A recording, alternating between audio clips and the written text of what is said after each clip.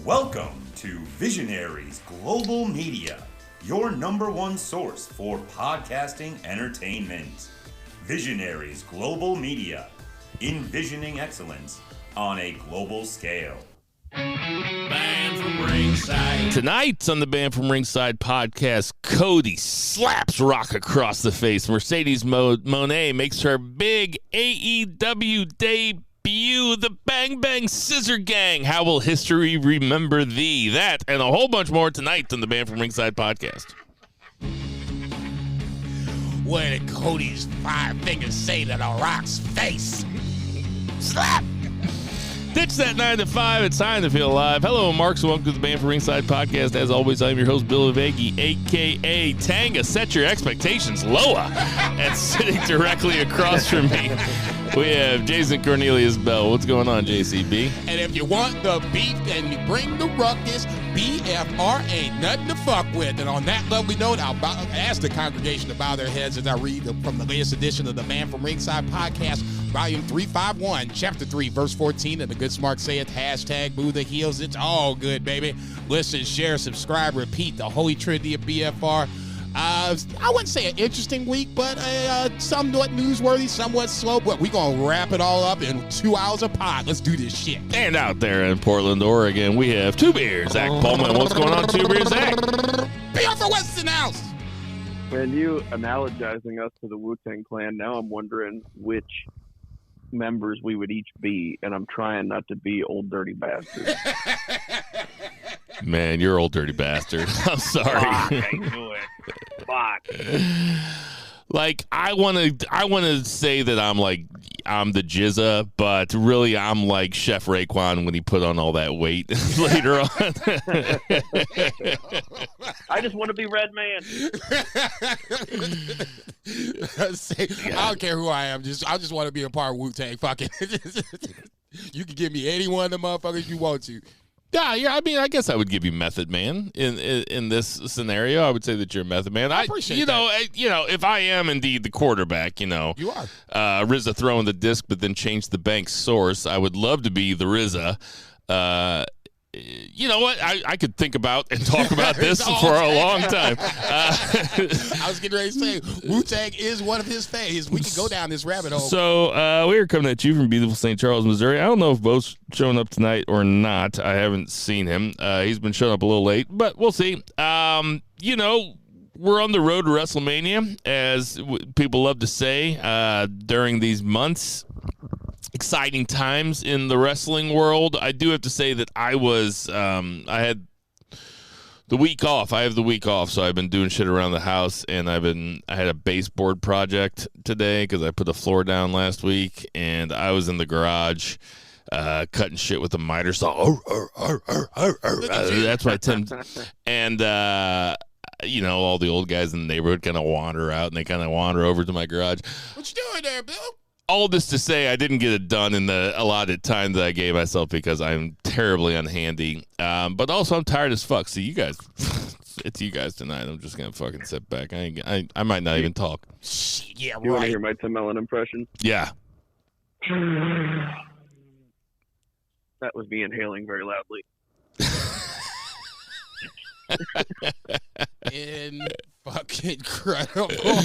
Let's get to that 3 count. You ain't shit. JCB, kick it off. Let's kick it off with the receipts heard around the world. Let's go over to SmackDown on Friday night. We'll just jump to the final segment because essentially it was the main event spot where Cody and Seth Rollins answer the Bloodline Challenge, and pretty much with a Cody slap across the face and Seth Rollins, I won't say destroying The Rock, but definitely getting a little revenge on the verbal side as well, calling him middle-aged, over the hill, and his time has passed. Neither here nor there. The acceptance has been made, so we're going to have officially 2 main events with Seth and Cody. Obviously, night 1 being the tag team match with Seth and Cody versus Rock and Roman. Obviously, we know the stakes there, and then that will spill over into night number 2. I was talking to Tinder Mahal. I guess this was Tuesday or Wednesday night. I can't remember. My days are mixed up at this point. And I'll just say it like this. I don't know who we're going to pick. Obviously, picks are coming up here in a couple weeks. But if I had it my way, my wish, I want the Bloodline to win night 1, so night 2 could just be all hell, all no rules, no nothing. And if Cody wins that, then he's truly the undisputed champion. It's the biggest way you can put him over because he's literally have overcome all the odds in front of him. Every single hurdle literally put in front of him, he's jumped over. That's just me. I'm sure that I'm probably wrong. Plus, they've done a really good job of bringing other possibilities in. The Michael Cole interview on Monday night where he directly asked Cody, could you trust Seth? Can you trust this person or that person? They've done a good job to where now you could see in a plausible sense why Seth would come in and interfere. You could see why maybe Jey Uso would come in and being a part of it, maybe join the Bloodline. Very far-fetched, but still in the realm of possibility. I'll just say this. I love The Rock, and I always will. I have no problem with him getting eviscerated on the mic. It's going to happen. John Cena is one of the best ones that I can remember that ever did, and I will always take that to the grave. He just destroyed The Rock on Monday Night Raw on the road to WrestleMania. But all that being said, The Rock has made this interesting again, the Bloodline angle interesting again. I remember talking about how this, for me, I've been one of the staunch proponents of this from the start to this point, never really wavered. I know Zach said it jumped the shark at one point. For me, it did kind of get a little stagnant, but now we're back on track to where now every week I want to see what's happening next. Zach, what did you think of the segment? Yeah, great segment. It was really down to the wire. Got that slap in. I thought it was all really, really well executed. Everybody did a fantastic job. Except the fans, chanting diarrhea, just so I can get out of here. Please never have that chant ever again. Grow the fuck up! Exactly. I don't have that drop anymore. No, but well played. I'm with Jason. I was just talking with somebody, an in real life person that I was talking wrestling with, which you don't really get to do very often. But I was saying, I feel like it's got to be Rock and Roman win the tag match, and then main event Cody's Neo and Matrix Revolutions, and they just bring out whole American Samoa high school football teams, and he just rips a ring post out and just spinning around in a circle, just knocking them all down. He's gonna have to overcome those obstacles, and it'll just make the win that much sweeter. So Roman is not going to lose twice on WrestleMania weekend, so he's either losing night 1 or night 2. I think that he's losing night 2, so they're not going to lose night 1. I think that him and Rock go over. The segment, I would say, was almost perfect. I don't even want to go into the Roman calling Seth a cross-dresser thing so much, because I know that there's, that's a term that's not used anymore because of political stuff, but also it's just fucking lame. That is a lame thing to call somebody. I put on Friends of BFR as he did getting all Henny Youngman. I mean, it sounds like a 50s insult comic calling somebody a crossdresser. That's what they call J. Edgar Hoover. It's 2024, man. This is so stupid. I thought that I actually think that Roman was pretty bad in this segment. I thought that his delivery, he was trying to be something he was not. He was trying to live up to The Rock or something. That's just not your lane, dude. You need to stay stoic. Try to emote as little as possible. Let Daddy do what Daddy do. Just sit back and chill out for a second. I thought that Cody was tremendous at the beginning. Cody is, he is a transcendent white meat babyface. He's more popular now than John Cena has ever been as a babyface. John Cena never had the entire crowd like this. Cody Rhodes has everybody. What? I didn't really watch in 2005, 2006. Right. Was he that big in 2005, 2006? It's literally still to this day divided as fuck. But he still has them. There are John Cena people that are like you that hate his ass no matter what. No. I mean that Cody Rhodes is over with everybody as a babyface. Oh yeah, I think that everybody treats him as a babyface, and he has a damn near universal approval rating. Right? I don't think there's any doubt. Go ahead. Cody and AEW had like the Cena reaction from WWE because you remember like all the smart fans were booing him, and then like the kids loved him. That like he was basically John Cena in AEW, and then when he went to WWE, it was just like you said, transcendent. I thought the way that he opened up that segment talking about, can we just step back for a second and talk about how crazy this is and how cool it is? Like I thought that was a really smart way to start it off. No, and I couldn't agree with him more because this is going to be one of those builds we're going to always remember. Oh yeah, always. Yeah, we are in.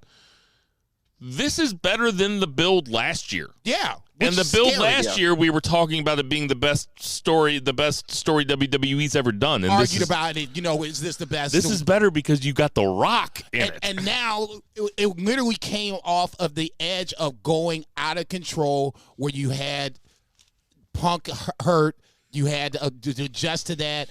And they pivoted. Then you had to figure out what was happening with Seth, and then you figured that out, and now you got The Rock involved, and now all of a sudden this thing has gotten the steam that it had, let's just say 8 or 9 months ago, whatever. It feels fresh again, and I can't just wait to see the finish. Go ahead, Zach. I don't have anything to add except whenever you were talking about that cross-dressing line, I had kind of forgotten about it, but you're right. And I almost feel like as soon as he said it, he regretted it. And it almost caused him to it just had him kind of off kilter for the rest of it. Yeah. Knocked him off his axis for a second. A little bit. The Rock was fucking awesome in this. Hilarious. Always. Clicking on all cylinders. Always. I mean, this really is vintage Rock. He is fucking tremendous. And when he had to get serious with Seth Rollins, he got fucking serious. Seth Rollins was tremendous in this segment also. He is really stepping up to his role, and he's not getting lost in the background at all. And, we'll get to McIntyre, but that is feeding that whole thing too. And it's McIntyre is, because he doesn't show up on SmackDown, he's the main reason I'm tuning into Raw. I'm going to see what McIntyre says this week because McIntyre's been really good. But anyway, I was watching it pirated the next day on that. I'm not going to say it because I don't want to get him in trouble. But I think we all know who it is. But I was looking at the time. I was like, dude, there's only 30 seconds left. Now wait a minute. It seems like this is what I was talking about last week, though. The Rock's better when he starts off a show because there's no time limit, and they were having fun. No, they let them jokers go. I was with you. I'm like, damn, this is getting close to the end. Okay. How is it again that you watch wrestling?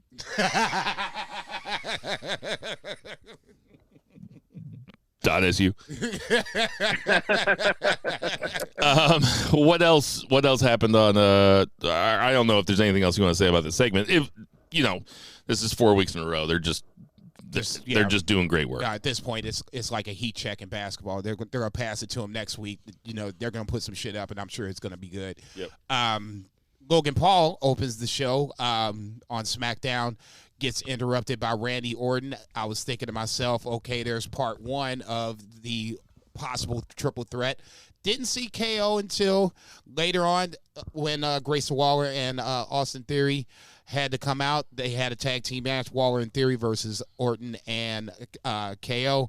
Babyfaces win, but then post-match, Logan Paul attacks both baby faces. So now I think the possibility of a triple threat U.S. title match is back on just for the simple fact that Logan Paul attacked both baby faces. Zach, what do you think about Logan Paul's opening and more?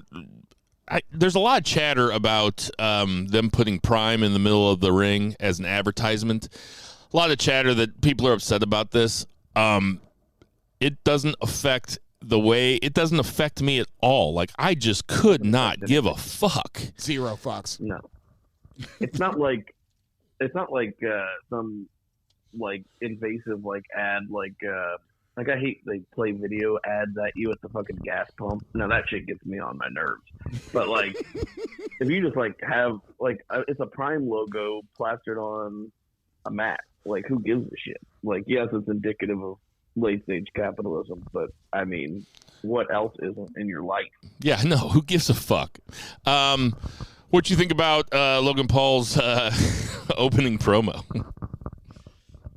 He is really good, and he's very charismatic, and he's a good talker. But you can kind of tell his experience level with, like, WWE talk. Like, he really let those what chants, like, get to him. Yeah. And they really let him take over the promo, which was very frustrating. I hate the what chants. You see, like, Triple H is probably the best at it. He will just slightly change up the cadence of his voice and change his pauses to be less deliberate, and it just throws the crowd off, and they can't want him. It really is kind of an art form. Yeah. And, there's guys, too, that will lean into it a little bit with, like, Drew You saying, stole my thunder. You stole my thunder. I was like, He shot him down. That was a great example of, oh, you want to what me? Okay, fine. Say what if you go thankful that CM Punk's not ranking WrestleMania. And now it's like, oh, what? Ooh, ah. And then literally now you don't know what to do. Drew's sitting there smiling. It was I won't say it's a masterclass. The Triple H example is a masterclass. This was just another way to do it. Has anybody ever, to the what chance, been like, what country are you from? What? What ain't no country I ever heard of? They speak English and what? I remember The Undertaker one time said, if I had sex with your sister, say what? I hate that motherfucker, but that's good too. There you go. Now, was he... Yeah. He wasn't the dead man. He had to be the American badass when he did that. I just saw a clip. It wasn't something that I watched, like, live or anything, so it had to have been. Yeah. So, Undertaker's all about kayfabe. Does that mean that he did, in kayfabe, he did have sex with my sister? Because that is... Do you have a dead sister? Katie Vick.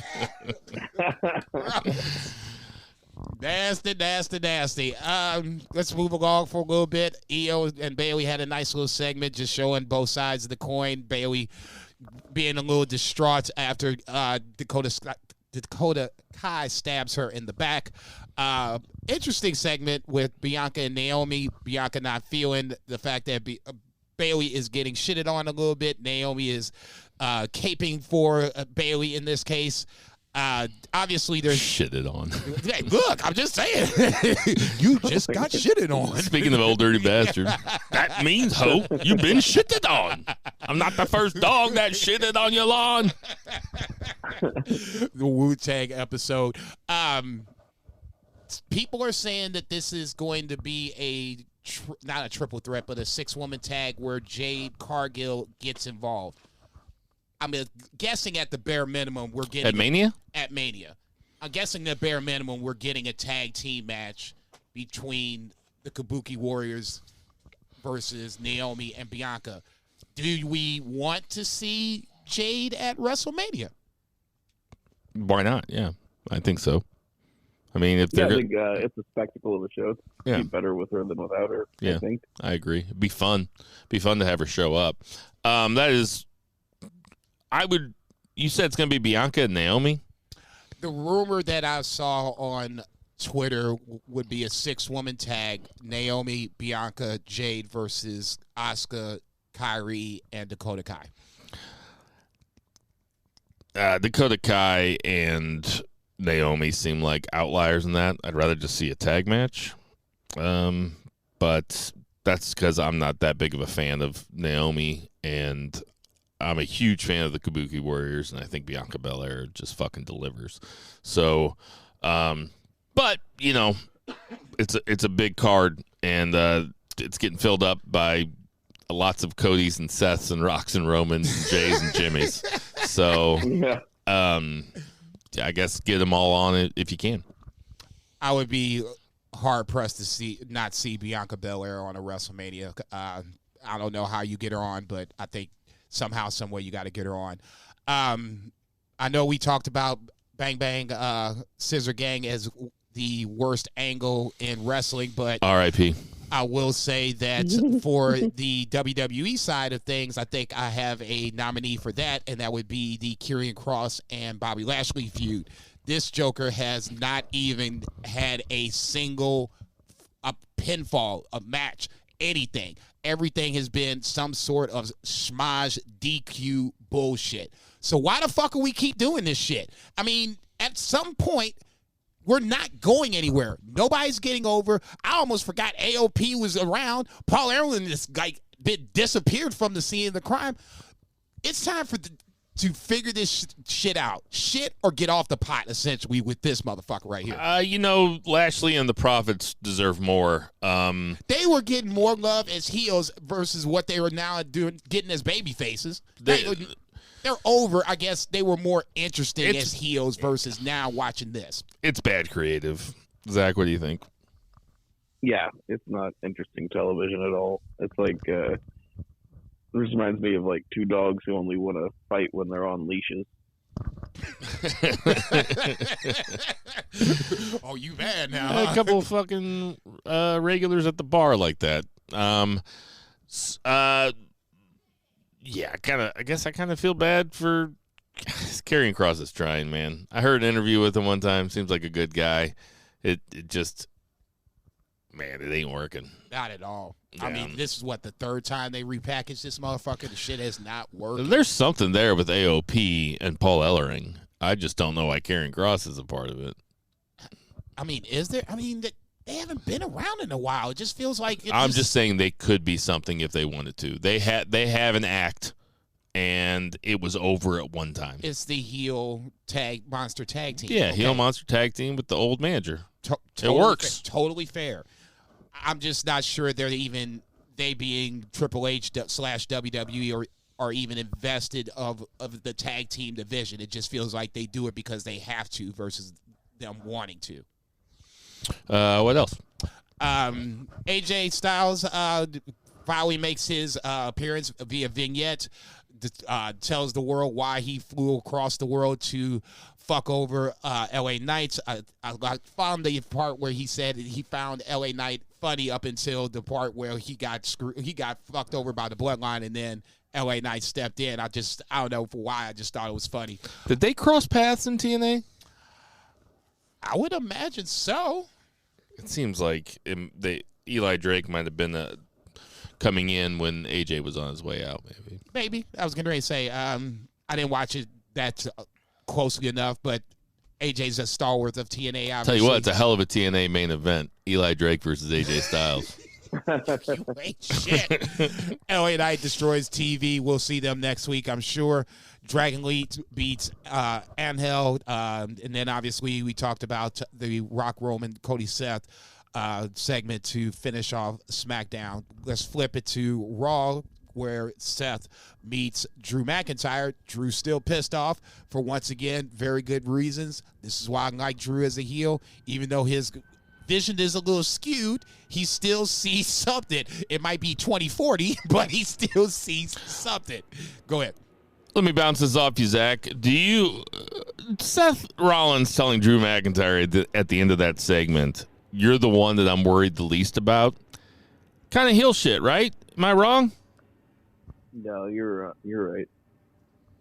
What did you think about him saying that? I was surprised because, I mean, Drew is a legitimate monster. He's super talented. He beat Brock Lesnar to become champion and had a pretty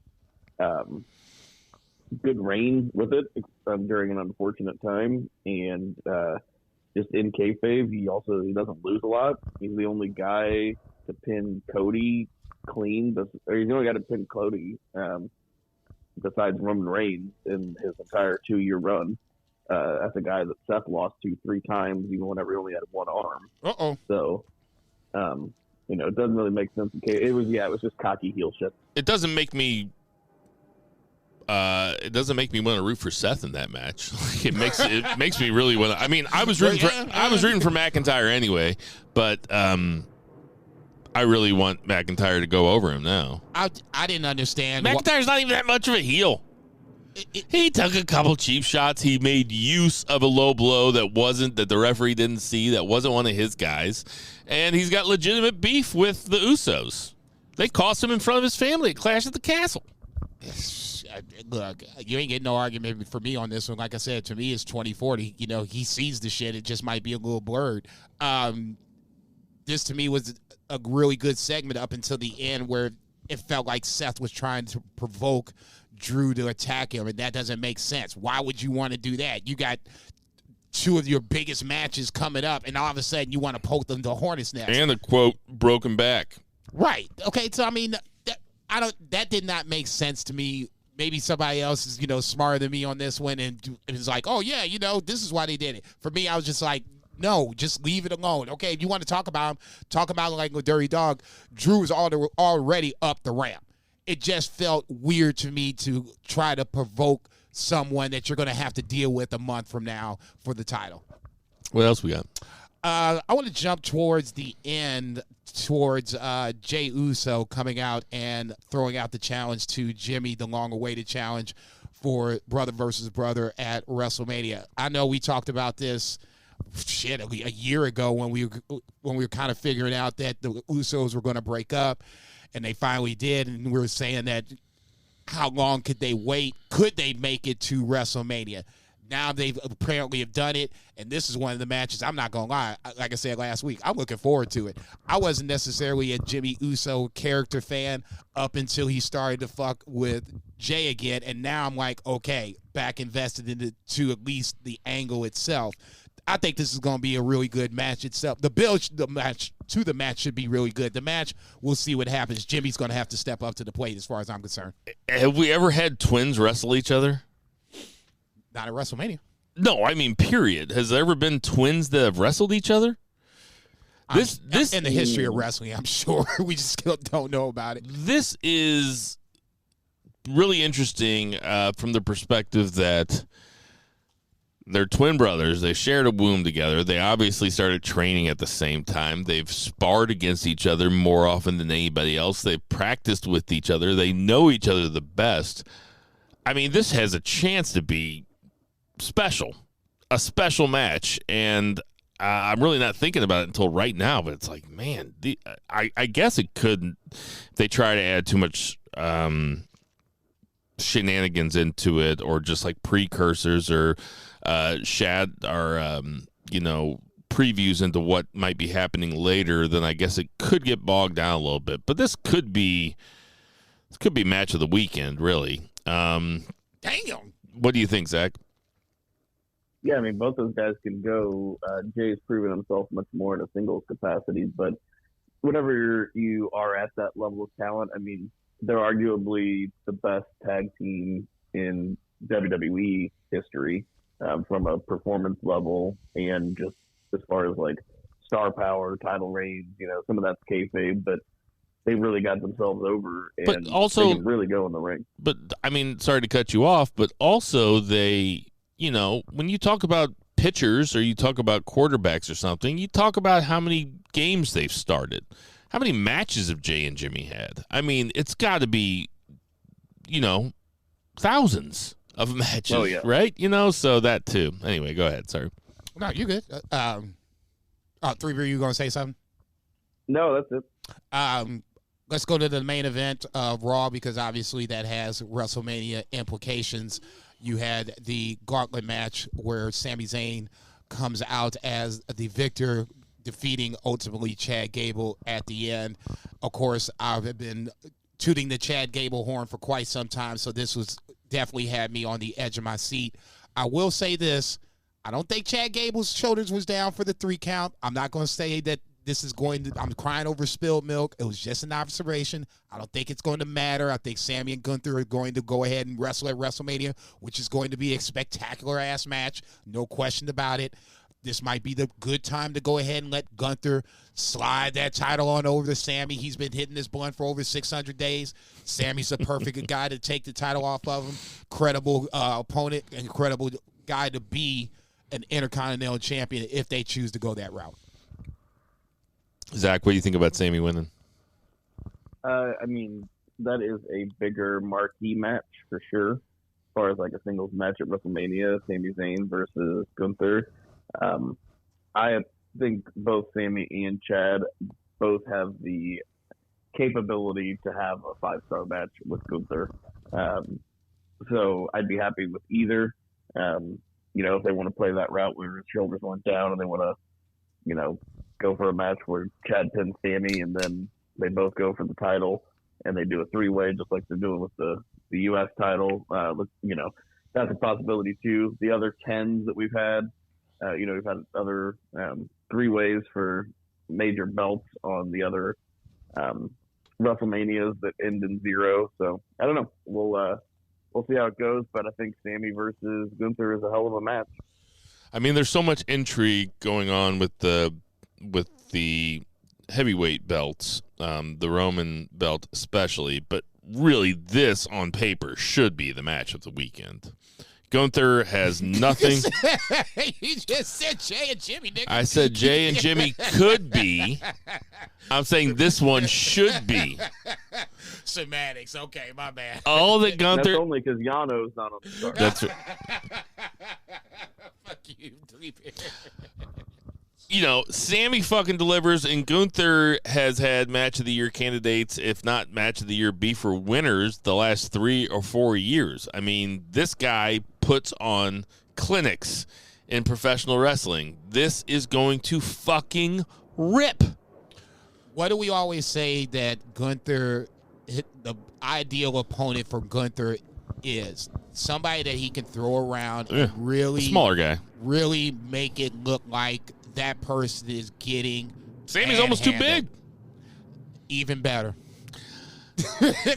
He's big enough to where he looks like a legitimate heavyweight, but it's not like Gunther's not going to be able to ragdoll him whenever the fuck he wants to. Let Gunther get one good chop on Sami. That's going to stop all of this conversation real quick. He'll look like everybody else, crumble in that corner.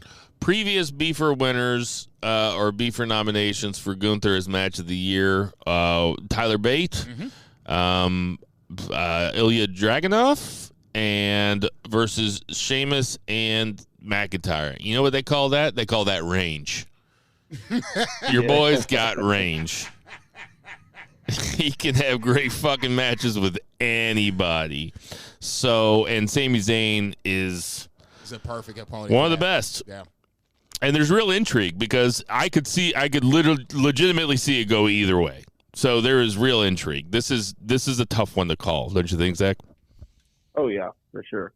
It is certainly not a given that Gunther drops that title, even though it's time. I won't say it's overdue, but it's ripe. Yeah, it's just time. You know what my favorite thing about this gauntlet match segment angle thing was that they made it, and if they don't end up going with a triple threat with Chad Gable or something, they were telling a story throughout Raw and they've been telling the story for a couple weeks that Chad Gable it's his time to step up. WrestleMania means something, and they made it feel believable that he could win that match. I didn't think he was going to. Oh, they had me convinced.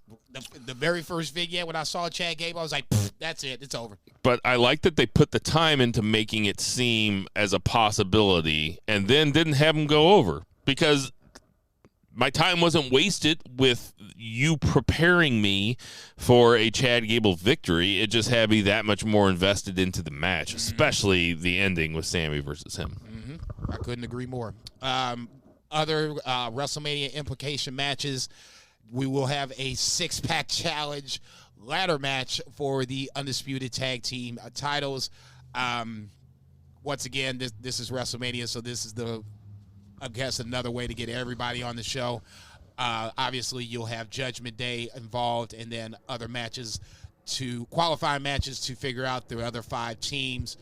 I'm just curious to see if Awesome Truth gets into this thing, because if they do, I'm not saying, I'm just saying.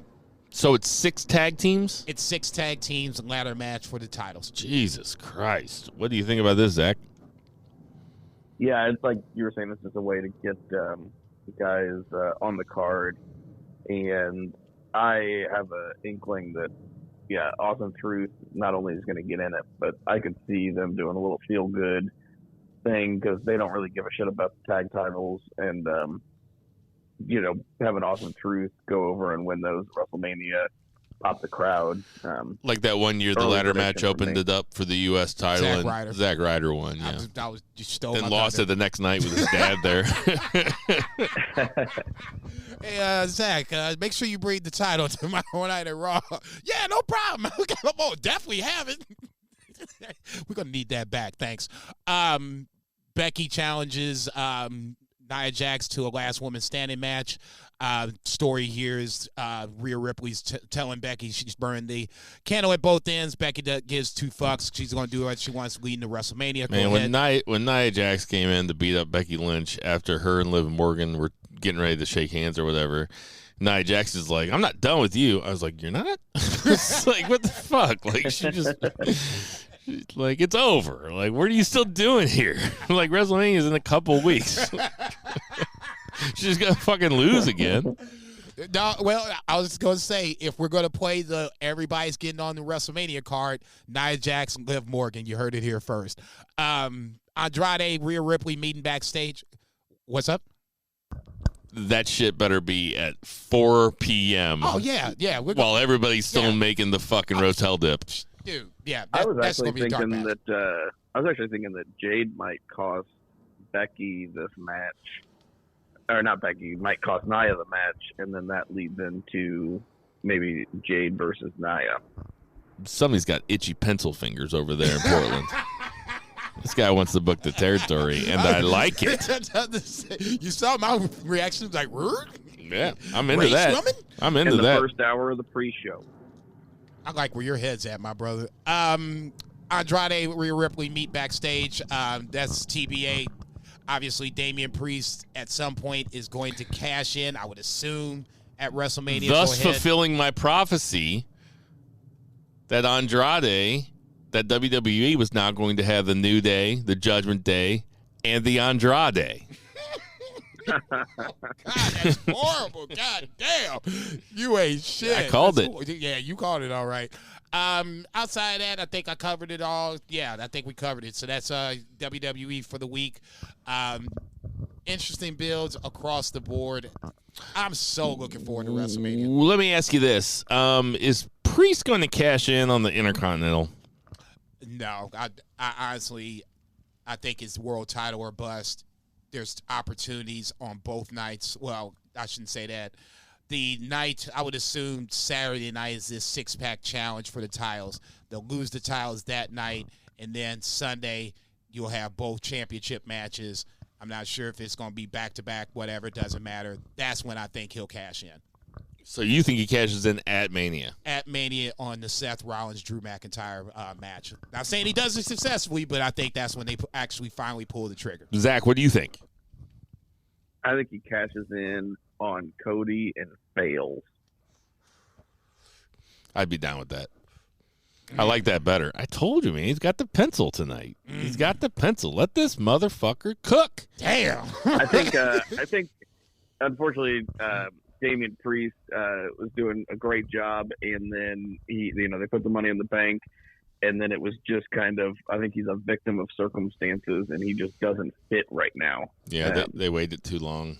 It was pretty hot right after he had Money in the Bank Judgment Day. See, this is where you said the right thing, but the wrong person. Why is he killing cash in on Cody?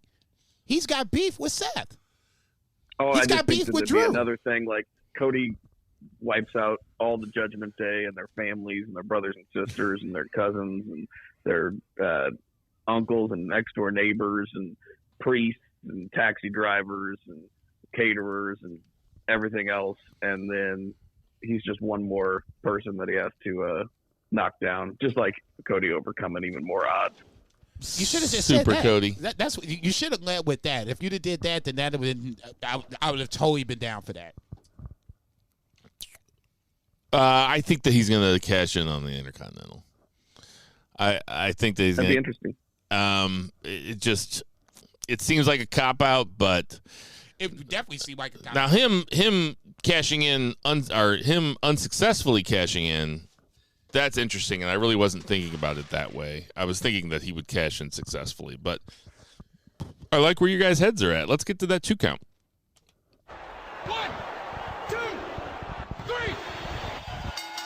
2 beer. What's a 2 count? 2 count. We just go ahead and jump right into big business first, and then we can go back and talk a little bit about talking that big business. Rampage and Collision, which were pretty good television wrestling shows, but not incredibly newsworthy. So the big newsworthy show was Big Business. That's what everybody's talking about. Opened up with Renee Paquette backstage running down the card, and almost getting ran down. Yeah, she's like in the parking area or whatever, the service entrance, and a car comes in, which is very funny. I don't know like who drives, like what chauffeur or whatever they pull into an arena, just honking the horn incessantly as they pull in. Yeah, coming in hot. But they pull in, they stop, and then the door opens and nobody gets out. But we all pretty much knew what it was, and they go out to the ring, and some music hits, and I'm like, okay, yeah, this is it. And I'm like, wait, is this Gunther? Because like that music sounded like Gunther's music, and then there's like people chanting CEO like in the theme music, and then Mercedes Moné hits on the screen, and she comes out. So Mercedes Moné is All Elite. She comes out. She does shit. You know, kind of like a babyface hometown kind of promo. It wasn't super intriguing. It wasn't super. It wasn't super smooth. It was fine. It was like serviceable. But as far as debuts, she got a really, really good pop. But I don't think it was the biggest pop of the night, which is crazy. And it was pretty milquetoast. Not saying that I am not interested in her being in AEW or anything. I think it's cool. I think it can really help elevate the women's division. But it was, everybody expected it, and then it happened. It was right at the beginning of the show. There doesn't seem to be a lot of intrigue at the moment. I don't know what you guys think. Apparently, I wasn't like, go ahead. Yeah, apparently she was like Instagramming about being there that night. Like it wasn't. I'm glad that they did it first because it seemed really obvious that she was going to be there. Zach or Jason? I mean, they called it big business. I mean, it wasn't like it was the worst kept secret in wrestling so far. Matter of time, it was just when and where she was going to show up. Bottom line. As far as the promo goes, I mean, it was standard white meat babyface stuff. She didn't run down WWE. She didn't run down anybody. She said that she wanted to be there. I wish that she would have talked about being there to win a championship. But I guess, that's me yelling at a cloud. That's Cornette's Corner. But I would, come in there and, rather than say I just want to tear the house down or stuff like that. That's a pet peeve. I did like how I don't want to discount like the personal bit. Like she got pretty emotional. Like she said, she dropped out of school at 13, take care of her 10-year-old brother. Like that was pretty touching and stuff. But I think maybe part of it is Sasha's or Mercedes' character has pretty much been the exact same her entire career, and it's always better whenever she's a heel. And not saying that we need more heels in AEW because we really need baby faces, but I just feel like maybe she's more interesting when she's cocky and flaunting her star power. Anyway, go ahead. Three things now thinking about it. One, I did like the promo. Ultimately, like Bill said, white meat baby face. I thought it, for this point in Mercedes' character, she's supposed to be a baby face. Check. Two, tearing the house down, winning titles, making history. I think it all is kind of I think it goes without saying, unprofessional bullshit. I think it still goes without saying that she's there to win the title at some point. Right now, happy to be here, talking about the whole shebang about, WWE, not without mentioning it, and then coming over to AEW to have these great matches. The third thing, I'm not going to sit up here and say that she's going to be a babyface. At the end, she and Willow were standing in the middle of the ring, And there is backstory, you know, whether they can spin it where she blames Willow for her getting hurt. I don't think she's going to be a babyface for long. She'll be a babyface in Boston. Sure, they're going to cheer for her regardless. I'm not saying that it's going to stay that way for long. Yeah, it kind of reminds me of, maybe this is where I was coming into it too. It kind of reminds me of like Punk. It's like debut or like return. You're like, okay, fine, you're in your hometown, you're a baby face, but like I don't fucking care. This is not, you know. It's like, just get on with the thing. I'm with you. I'm much rather have Mercedes as a heel versus a baby face. It wasn't that long ago that people were putting nails in AEW's coffin, saying, you know, showing pictures from live events saying there's nobody here. I still think adding Collision was probably the wrong move, but they got the money for it, and they have a huge roster. But it was not that long ago that people were like, WWE's so fucking hot, AEW sucks now, it's not exciting, and it did get kind of dull there for a while towards the end of the MJF run, just because the Devil thing lasted so long. Adam Cole got hurt. The MJF and the Adam Cole thing really sucked up a lot of oxygen there for a while, and I know we liked it. We did like it. It lasted a really long time, though. But in the last few weeks, they have wrapped up Ospreay, Okada, and Sasha Banks. That is a coup, man, and it says a lot about WWE and how good it is that personally, like, I probably have been selling it kind of short. Like, AEW is getting good, like real good again. It's never dropped off too much. Pay-per-views always deliver. There are always great matches. But the week-to-week storytelling there for a while got a little off, and it seems like it's back. Joe had a big win this week. A title win against Wardlow. He went over strong, went over clean. I like having Joe as a dominant champion. If he's not going to be transitional, make him Joe. Just let him fucking whoop people's asses. Zach. Yeah, I think you're right. Pay-per-views have always been can't miss. And really, Dynamite, for me, is the one weekly wrestling television show that I make sure to watch if I don't watch any of the other ones. And I think it really does say something about how confident WWE is and how hot the product is now that they let this happen. Because like you said, like that is such a huge deal. Sasha was one of their biggest stars. I thought it was neat whenever they pulled the graphic up and said 7-time world champion. You know, they weren't not acknowledging the WWE, championships. And the Okada thing is going really great. The Ospreay thing is going better than I think anybody thought possible. I mean, we all know like that dude is fucking phenomenal, but he's been phenomenal on a very niche market. The kind of people like us, when you tell somebody that you spend 999 yen a month to subscribe to a Japanese streaming only wrestling promotion. Well, Jason, they're like semantics. But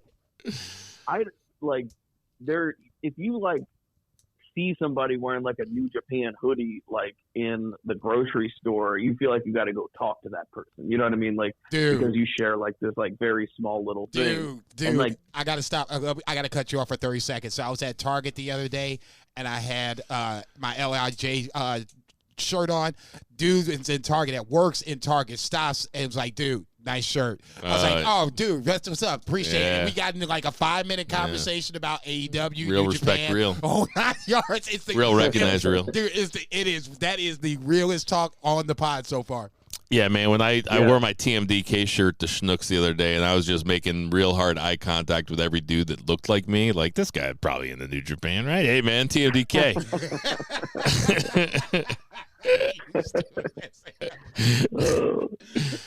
Sorry, I didn't mean to cut you off. Go ahead. You know what? But you were talking. Go ahead, Zach. It stands for too many don't know. Too many don't know how good that is. So Yeah, when you tell, hold on. You were saying when you tell somebody that you spend 999 yen on a streaming only Japanese wrestling promotion, they do what? Yeah, like, I mean, they look at you like, what? They're like, oh, that's neat for you. Cool. Like, they don't get it. But, like, that is. You mean like the fake stuff? Yeah, the fake stuff. Yeah, exactly. You mean like Hulk Hogan?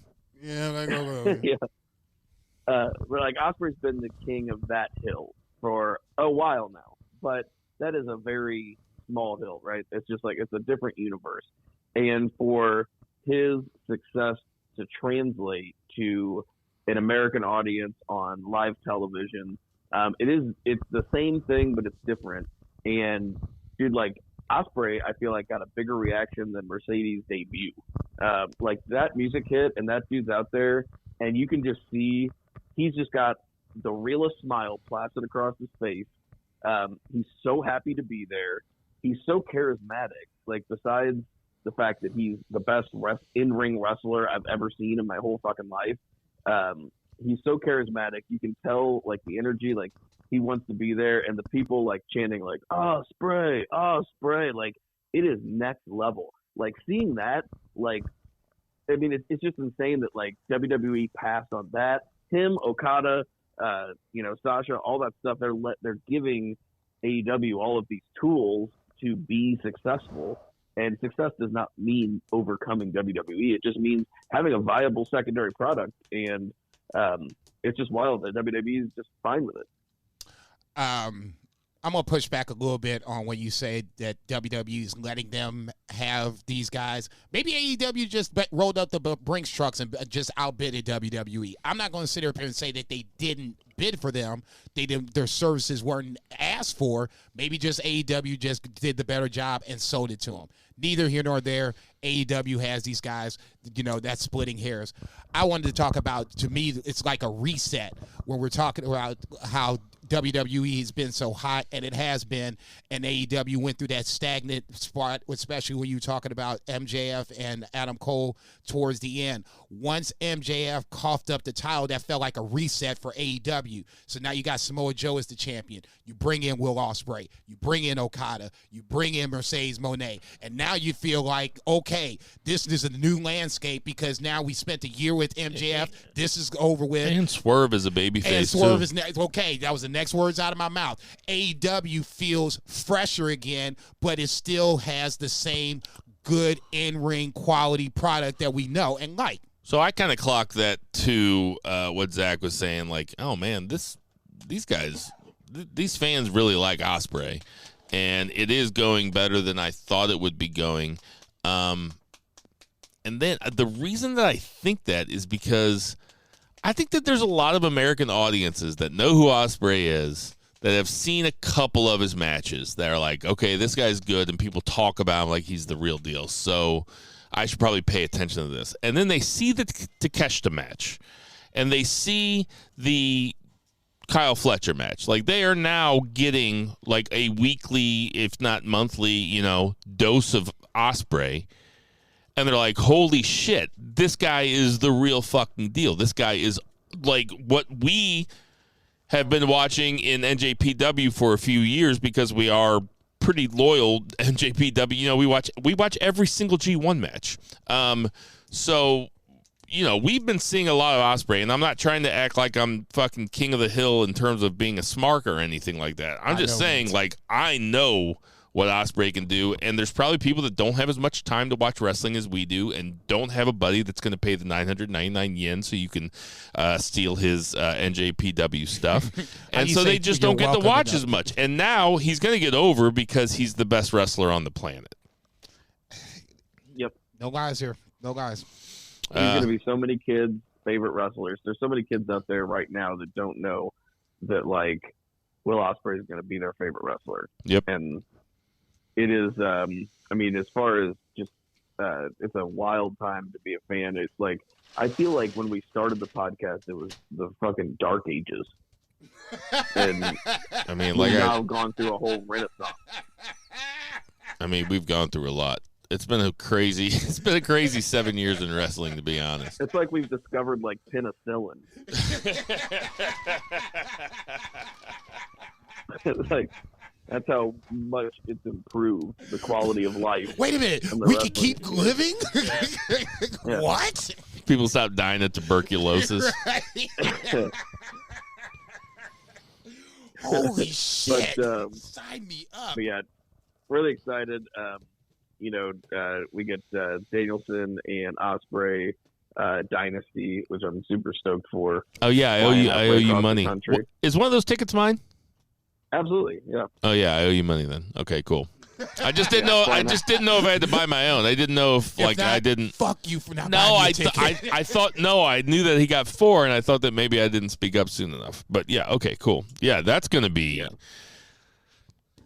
That's gonna be fun. I mean, I'm flying halfway across the country for that match, basically. Even though the rest of the card, I'm sure, is going to be great. But and also to see you guys and eat Lion's Choice and go to Joya's. But oh yeah, I'd see my parents and my daughter. But that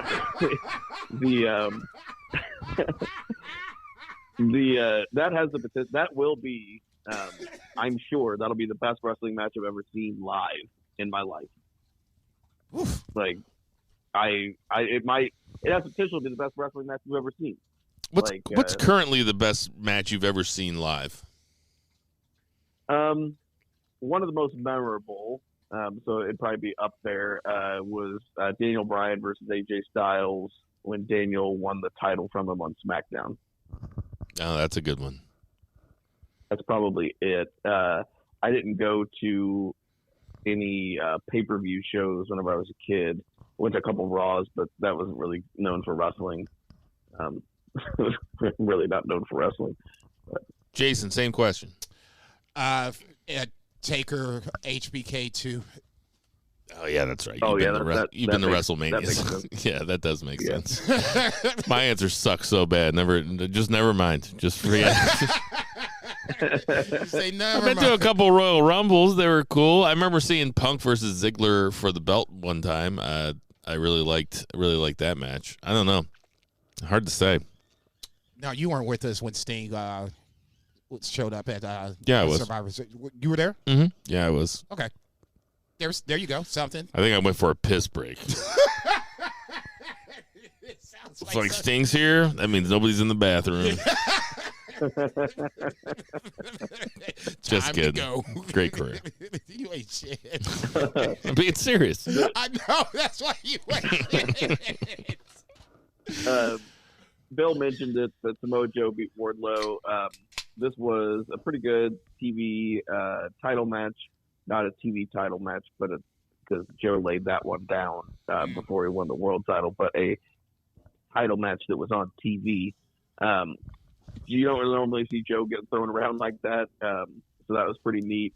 And I also loved that Samoa Joe, in order to take Wardlow down, he did the choke, but he jumped on his back like he was like his little brother or something, and brought him down with a chokehold.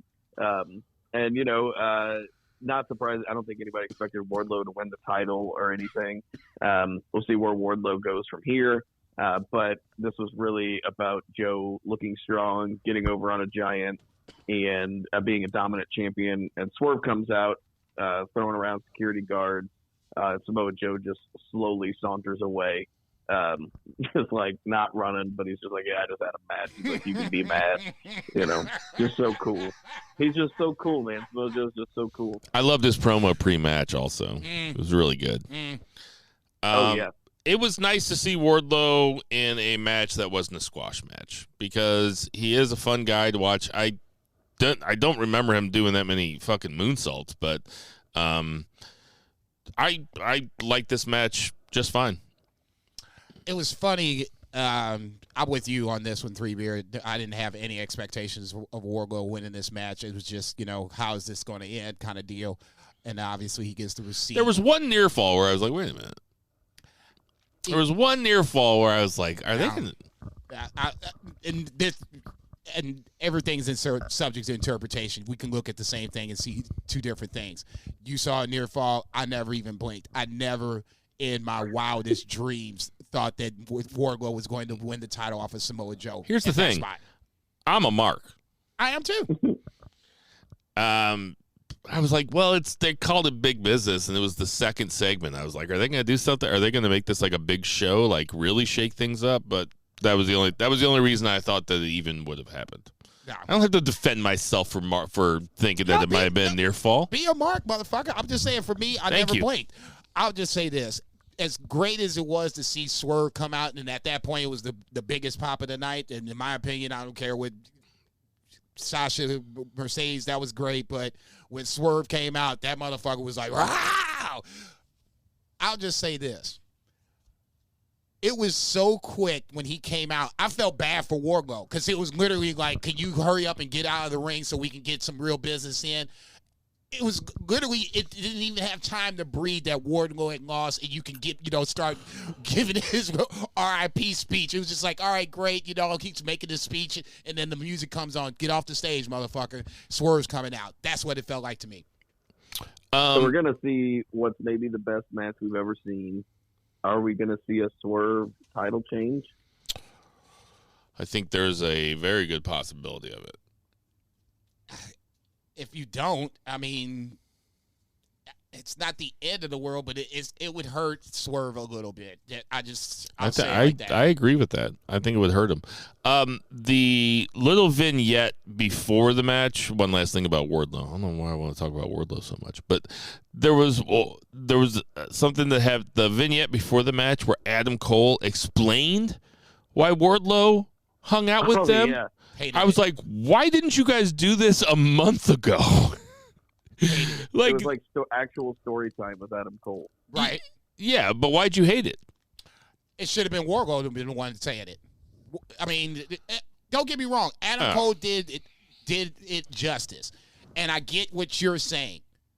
But Wardlow did such a good job talking up to this point. If this is going to be the way he goes out, let him talk one more time. I liked it. I thought I thought it added a little bit of context to why Wardlow's hanging out with the fucking Undisputed Kingdom. God, I really hate that name. I think I hate Undisputed Kingdom more than Swerve in Our Glory. Ooh. It is pretty bad.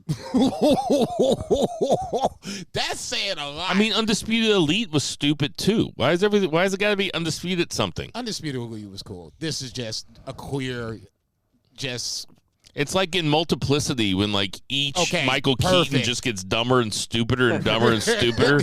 It's like every time Adam Cole starts hanging out with somebody else, it's got to be Undisputed that. It's like Undisputed Elite was the gay one, and Undisputed Kingdom was like the retarded one. Yeah, the one that shaves his tongue. I know you're not supposed to say retarded, but it made the joke funnier. Hey, anyway, do you know my biggest problem with Multiplicity as a movie is? Not enough Andy Michael. McDowell is terrible. Not enough Michael Keatons. Yeah, Big Michael Keaton fan. If Michael Keaton would have played, if Andy McDowell's character was Michael Keaton, and it was just Michael Keaton's all the way down. I got your Mrs. Doubtfire right here, motherfucker. I really like that movie. Yeah, that's funny. Yeah, it's good. There was a trios match, which was, the talent in this match. It was the Elite versus Eddie Kingston and Death Triangle, which, they have like some history already. Like Eddie Kingston's kind of like, he kind of subbed in after like Pac was injured with like the Death Triangle thing. So that was pretty cool. I don't know if it was before this or after this, but I do not want to forget that Alex Marvez was backstage talking to the Elite. It was before, and it was Matt's birthday, and Alex gives the microphone to Okada, and he says, Eddie Kingston, Penta, Pac, I'm coming for you. Oh, and it's Matt's birthday. He's like, tell Matt happy birthday. And Marvez is like, oh, happy birthday. And Okada's like, nope. Sing it. And he like just leers over him. Like Okada's a big dude. He just leers over Marvez and basically forces him to sing Matt Jackson happy birthday. This is just brilliant heel stuff. And I just wish that I could chew gum I wish I could do anything as good as Matt Jackson chews gum. you just want to punch him right in the mouth and watch the gum fly out. He chews gum so obnoxiously. He chews gum like a heel. It's so good. He chews gum like Pete Shawn Carroll. Michaels. Ugh. Shawn Michaels used to do the same stuff. It's like it's subtle, but it's so good. But anyway, this match was good. It's a little smirk on his face on top of it. But yeah, go ahead. I mean, the match was great. This match was great. We're gonna have to start calling the Chad Gable underused, underrated beaver the Penta underused, underrated beaver, because Penta goes out there. He's a borderline jobber who's out there just putting on clinics every single match, gives it his all every single match, and he's so good and so crisp. Love Penta. This is in a match with all these people in it, this is a Penta appreciation post from your boy. No, I agree with 3-Beer on this one. I didn't see the Okada heel run in New Japan, so this Okada is newish to me, at least character-wise. And when he stood over Marvez and made him sing, I started laughing out loud. I was like, yeah, they got me. What's weird, though, they got my ass. Is I never thought about Okada as a babyface in New Japan, though. I always kind of thought him as a babyface. How about you, the Zach? crowd got behind it when we first started, like the podcast, and first started watching in earnest. The crowd was behind him because he was so good, but he was still kind of smarmy, cocky. He didn't do a lot of babyface stuff. He's just kind of been that smug, rich character guy. But I feel like he's leaning into it even heavier because one thing I love is this with this American audience, and Okada came in, and it's not just like, oh, we have Okada. He's a generational talent. We're going to set up so many dream matches. They put him in a group with a shtick, and like they gave him a story, and they are, they're doing really good week to week stuff with him. It's not just, hey, Okada's here. Excuse me, sorry, tried to get that muted, but it is quite good, and same kind of thing. Like I was saying, we don't really need more heels, but like, holy shit, with Ospreay being a babyface and at that level, and also with potential for Hangman to come back and be a babyface, we'll probably be doing okay. But it is very heel heavy. There's a lot of heat.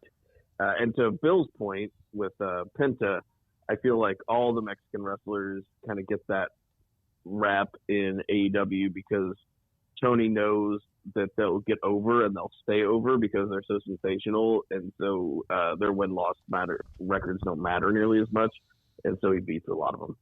I was going to say that the CMLL partnership sounded good, but now that I'm looking at it, a lot of them do take the L in situations like you're talking about.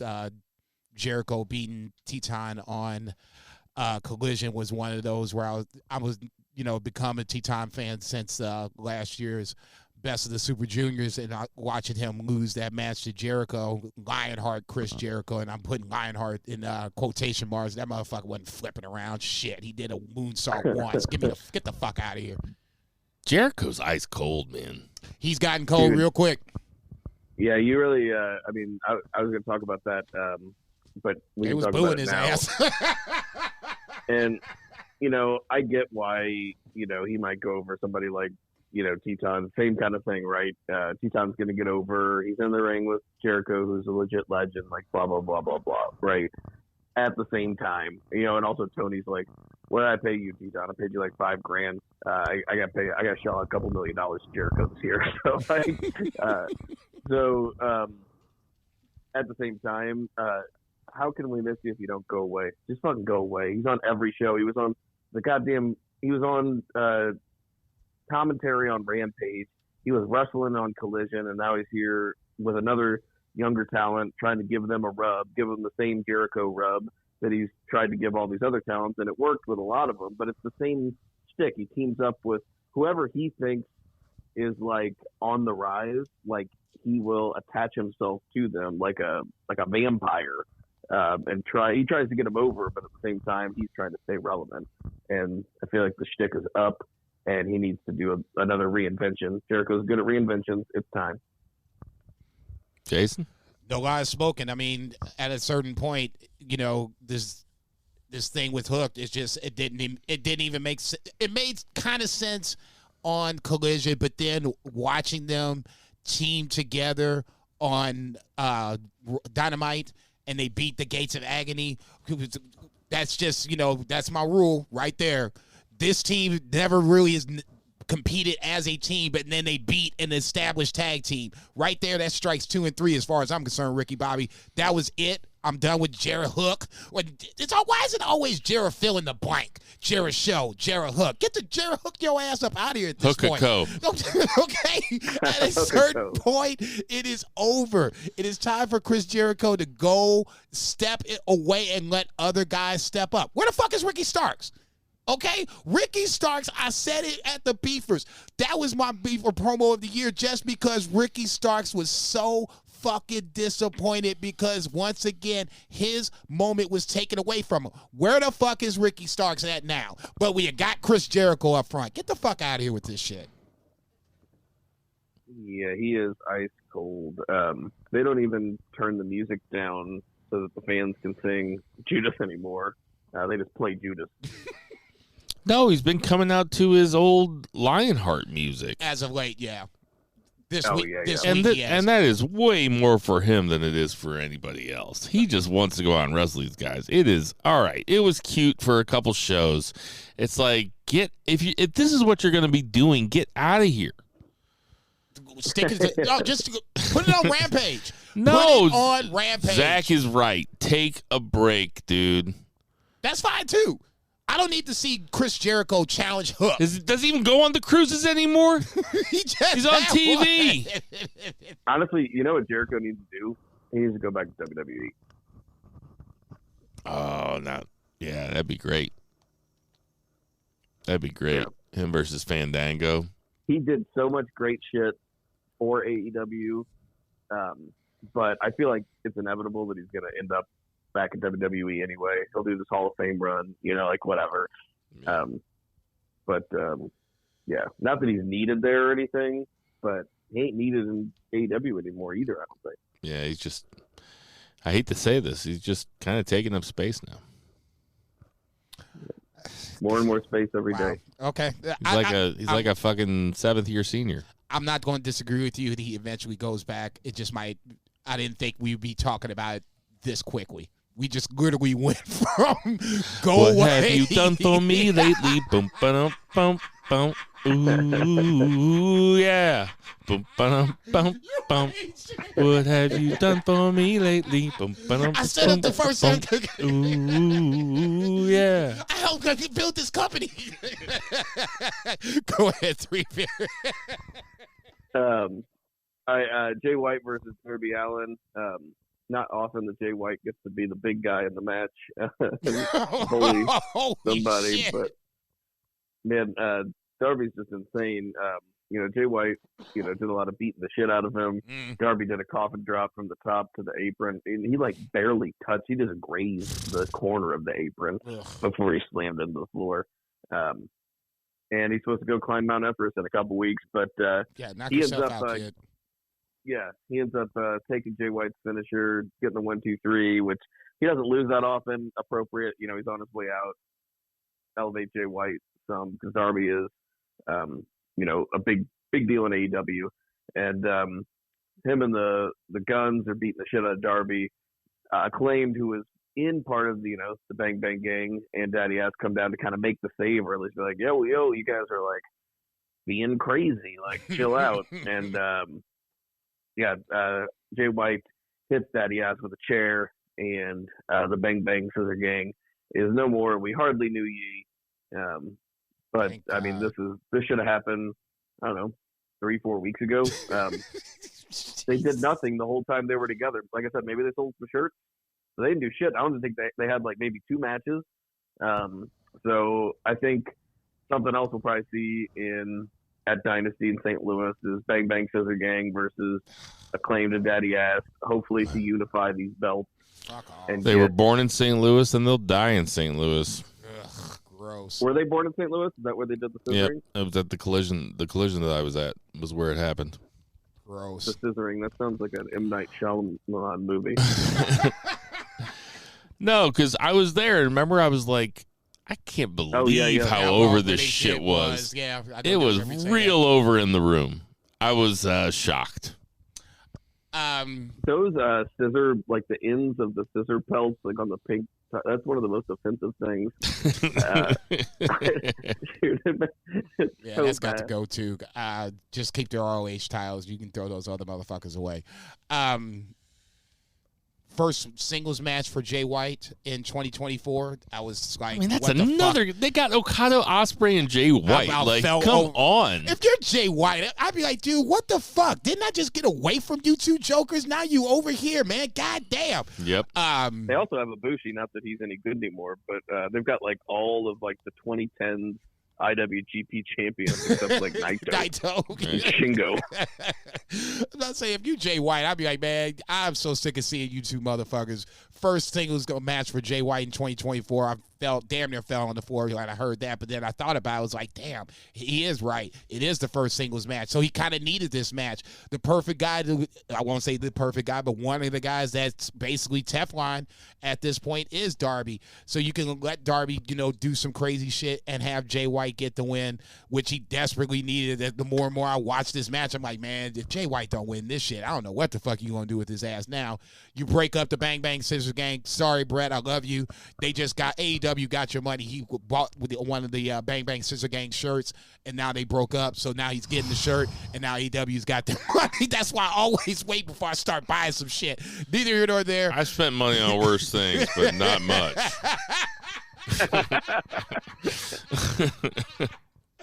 But I'll just say this. I'm glad it is over, but please, for the love of God, now that the Bang Bang Scissor Gang is dead, can we start building Jay White back up? There's no reason in the world for him to be a part of a trios championship team. Sorry, not sorry. I know Okada just did it. We ain't talking about Okada. We talking about Jay White, goddammit. It is time for him to get back on track. And if this is the way to do it, then I'm all for it. But if this is just a way to extend this bullshit angle that you got going on, I'm down. I'm not down for that. Well, I wonder what Jay White was hoping for when he came over to America. And I wonder if his hopes and dreams ever included feuding with Daddy Ass and his two idiot sons. Come on, man. Dude, I'm talking about Jay White. Before they got in with the Acclaim, he was doing good work because he, with him and Juice, and then he managed to like actually get the Guns over, which is something they hadn't been able to do on their own. And he had that match with MJF that was good. Yep. I'm not imagining that, am I? That was a pay-per-view match. You're not imagining that. Nope, not at all. So I just wish he was doing more. I wish more for him. But like I said, somebody's going to take the fall when you start bringing Okada, Ospreay, filling the blank over.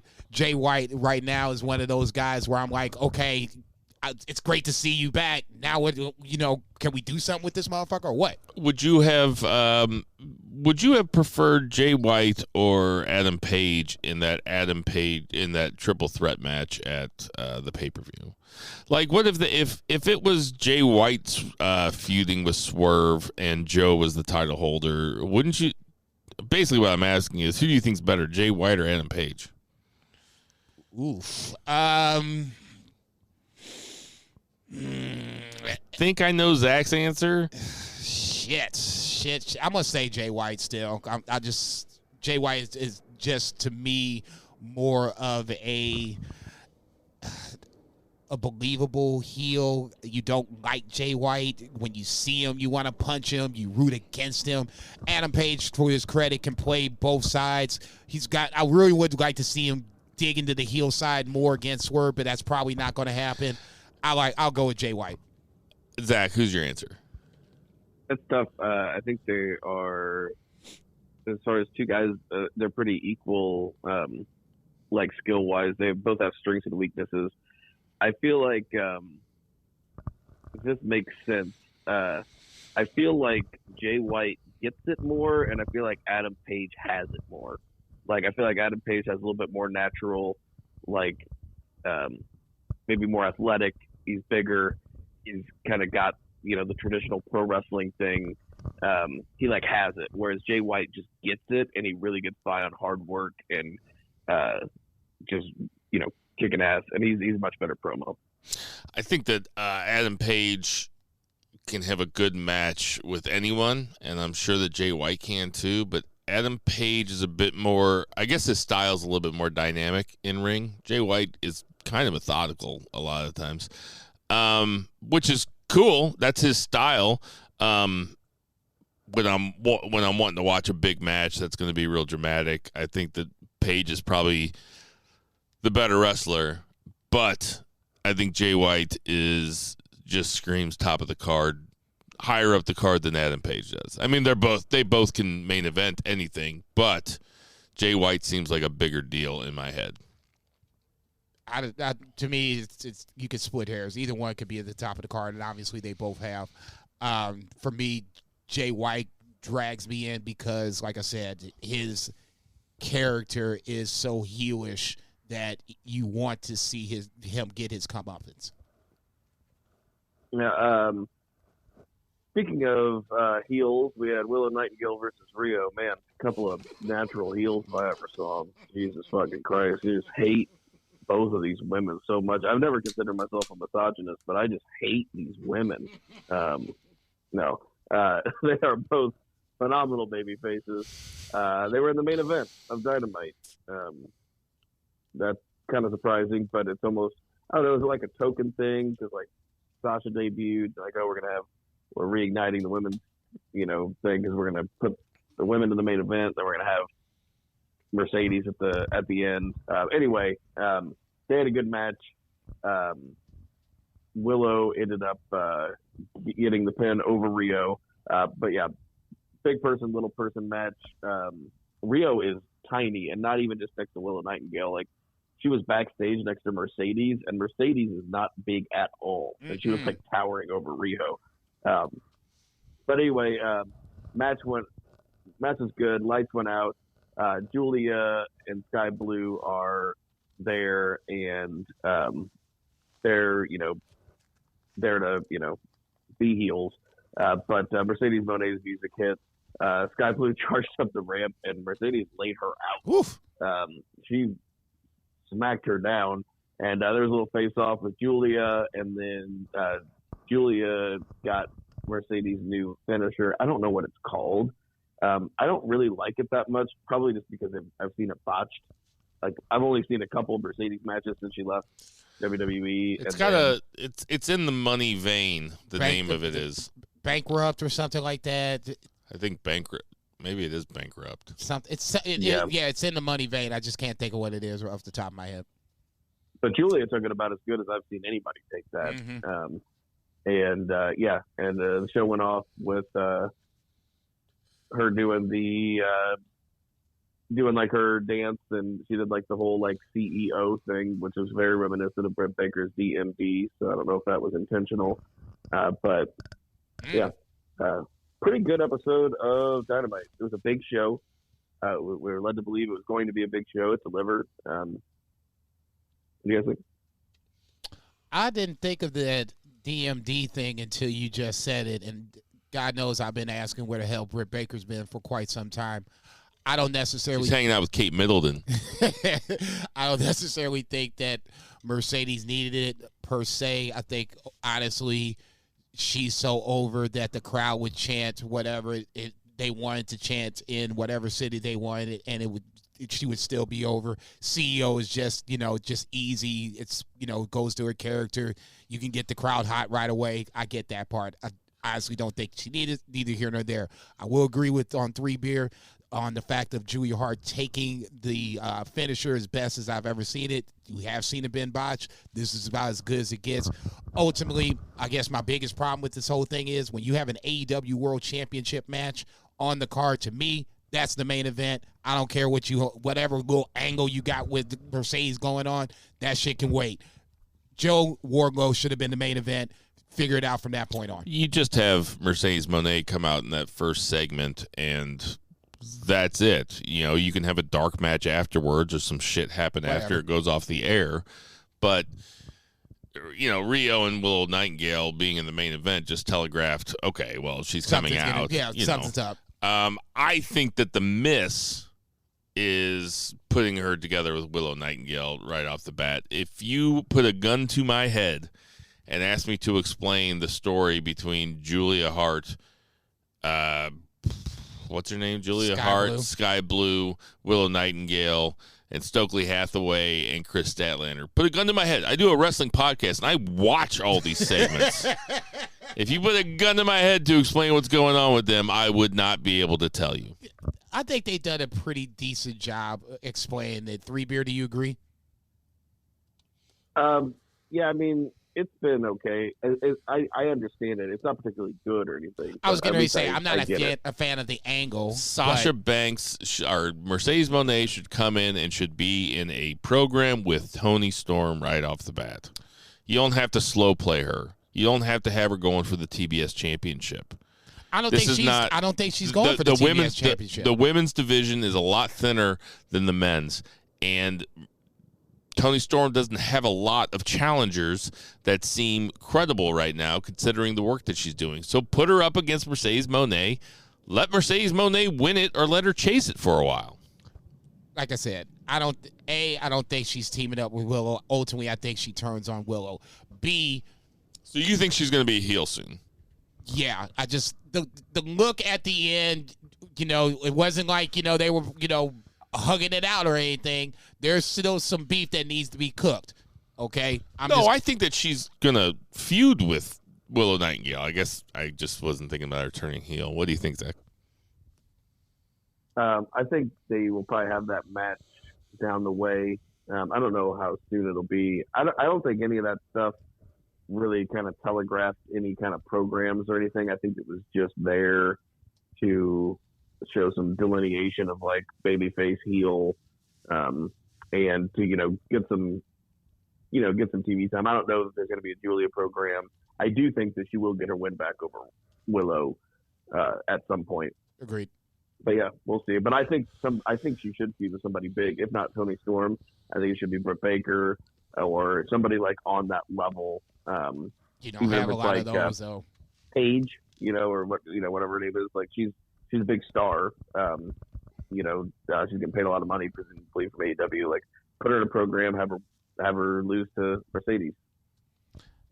I'll just say this: if you do Saraya, wasn't Saraya when Saraya got hurt real bad as Paige, it was against Sasha Banks, right? Ding, ding, ding, ding, ding. Circle gets the square. Yep. You stole my thunder. In that movie. So that's the only, I guess, negative. If you want to deal with that, if you're going to go down that road, no, either lean into it or don't even fuck with it at all. That's your two options if you want to go down that Saraya Mercedes Moné path. For me, like I said last week, and I'm going to double down again this week, Saraya is not on the level of Mercedes Moné, even on AEW right now. Even when Saraya's won the title, Mercedes Moné just feels bigger. And there's no reason in the world for them to cross paths. It's not even close. Mercedes Moné is the biggest star they have in the women's division now. Automatically, she's a bigger star than Toni Storm. Yep. She has fanatical following. Yeah, no idea. Yep. Fucking Sasha fans. They're gonna be back. God damn, I'm glad I'm not on the internet. So outside of that, we don't have to go into. We did a lot on the big show of AEW, but I will say that folks should go out of their way to watch Bryan Danielson versus Shane Taylor, that open Collision. Yeah, it was awesome. They have not watched that. It was fucking great. It was fucking awesome. Shane Taylor was smacking the shit out that dude. I'm like, God. Yeah, I'm into Shane Taylor now. Dude, I'm gonna be that guy for 30. No, I'm not gonna say it's not the "I told you so" speech. I'm gonna be the Shane Taylor deserves his flowers for being a borderline. Well, shit. At this point, he is a jobber. God bless him. He lost to Keith Lee. I'm like, Keith Lee ain't been around in a hot minute. That was the one guy he could have beat and didn't beat. Everybody else, I'll let. Fine. He's jobber to the stars, though. I mean, okay, that's what I was gonna say. He's jobber to Blackpool Combat Club. Okay, that's a fine position. Fine. There you go.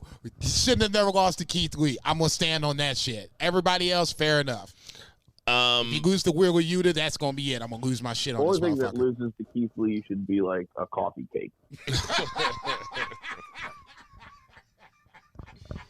You could not have picked a funnier food to say. I like coffee cake, man. Shit, I'll bet. Yeah, but that is the funniest food there for the joke, though. Don't put no coffee cake in front of me. Shit, you come back. Nobody with a says dub. coffee cake anymore. I said it twice. The other thing I was going to say is that next week we have an I Quit match between Edge and Christian. I guess Edge loves these matches. Didn't he have a match? Didn't he just have a match at WWE where they were getting ready to concerto Beth Phoenix, and he said, "I quit"? I mean, that was against Finn Balor or something. Yes. Yep. Got Finn back on the map. These last man standing and I Quit matches. They're just. I know that's not your thing. It's not. I'll just say I this. think with these two guys, it'll be great. Okay, and that's you kind of stole my thunder on this. My expectation for this match after these first two, I mean, it's basically going to be all hell is breaking loose for the time they start announcing these jokers. They start walking to the ring to the time they actually ring the bell to finish the match. It's going to be bonkers. You got that and Kingston versus Okada for the Continental Crown next week. Those are going to be two really good matches, both matches to look forward to. That's a big fucking Dynamite. I thought they would wait on Eddie and Okada until, in my heart of hearts. No, man. He looks like a cokehead. He cokehead booking, man. I was hoping that he would Tony wait. Khan's the CEO of that, trust me. I was like, okay, I see them crossing paths. Just wait a month, motherfucker. Can't you wait a month? Nah, they're going to do it next week. Who you guys got, Okada or Eddie, to win next week? Okada. I feel like unless they don't really do a lot of non-finishes, they could do that. But unless they do that, it's got to be Okada.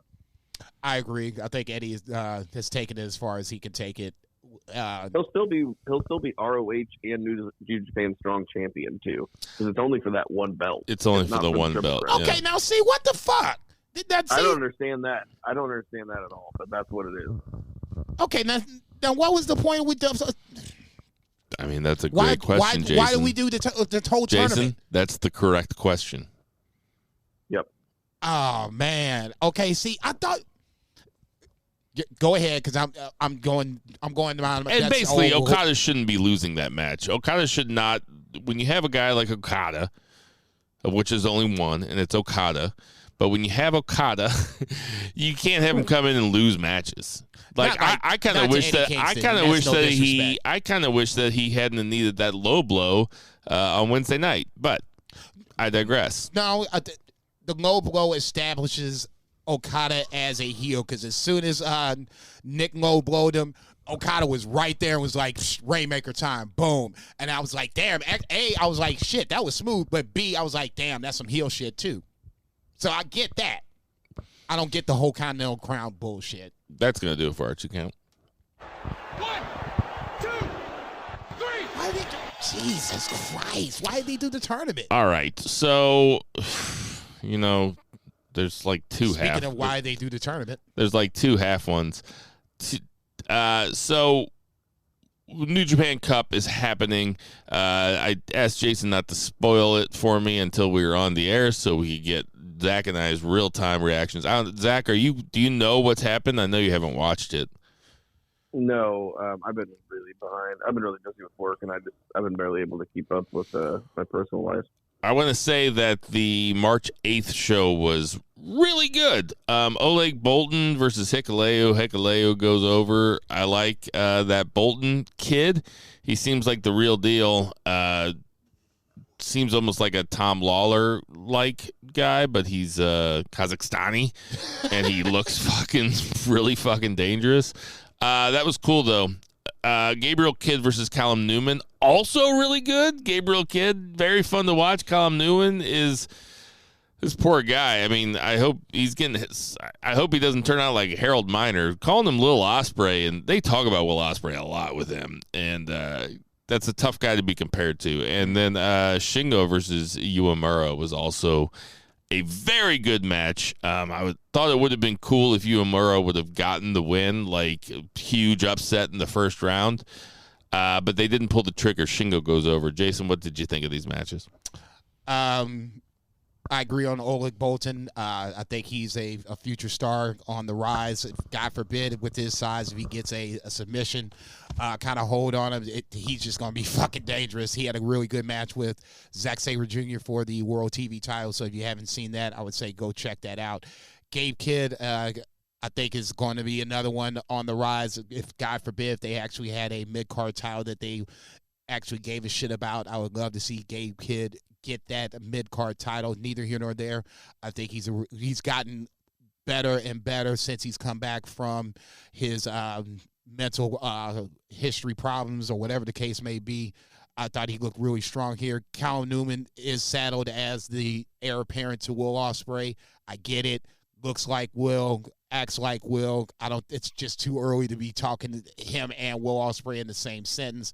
Shingo Takagi and Uemura, I thought, was the best match up to this point. Jeff Cobb and Tsuji, I thought, was just as good, if not better, depending on what you like. But who won Jeff Cobb and Tsuji?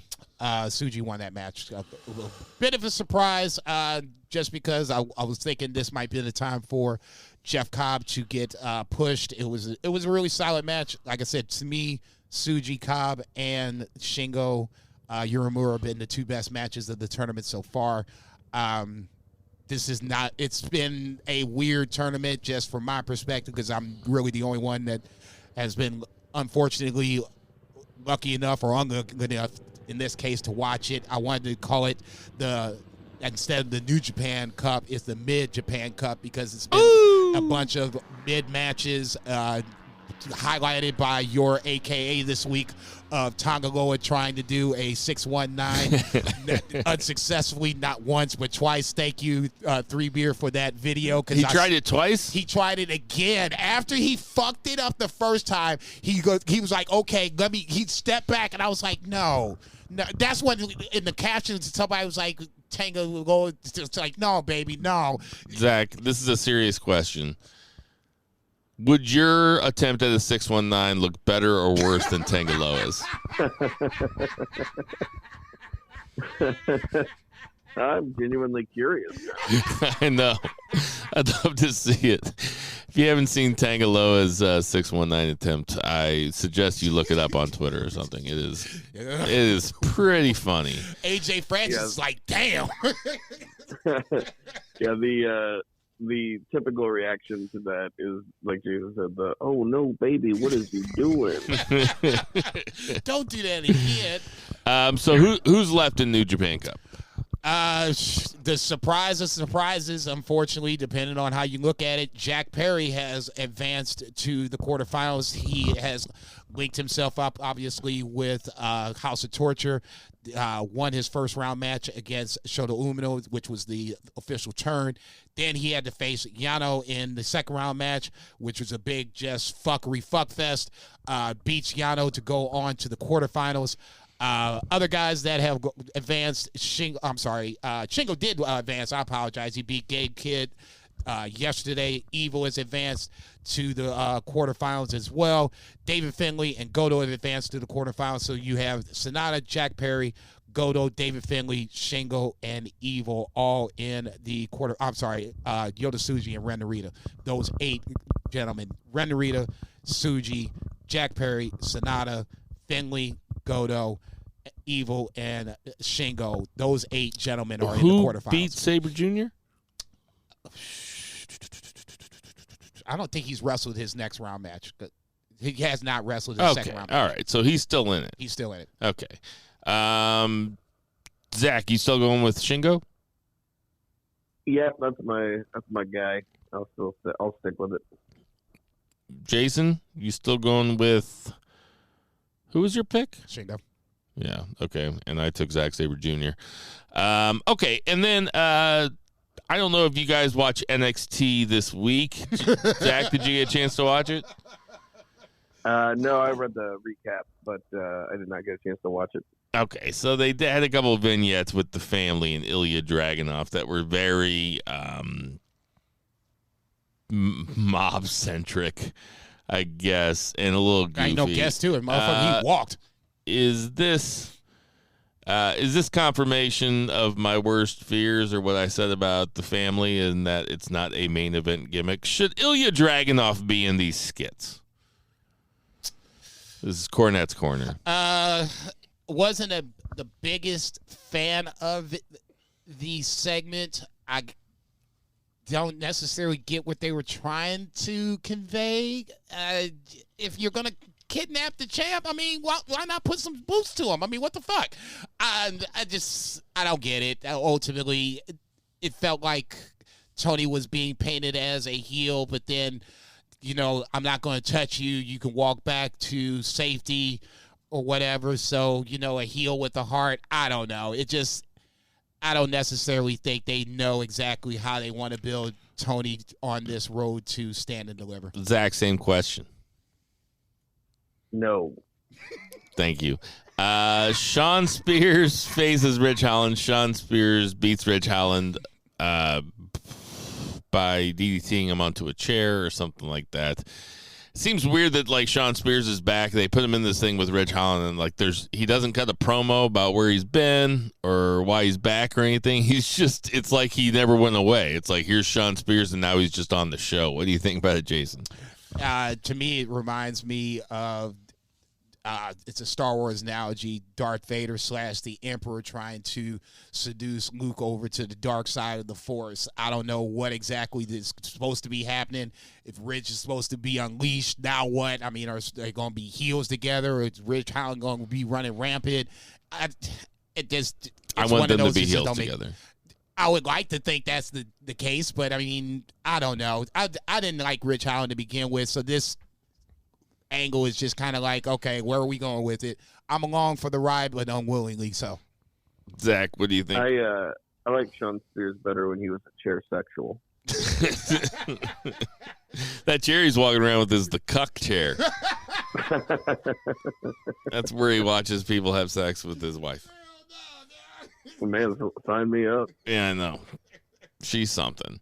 It looks like we're headed towards a Good Brothers versus Wolf Dogs match at Stand and Deliver on WrestleMania Saturday. There's so much shit going on that Stand and Deliver has to happen at 10 o'clock in the morning. Oh, shit. On fucking WrestleMania Saturday. Sorry, guys. You got to get up early. I will be watching it, though.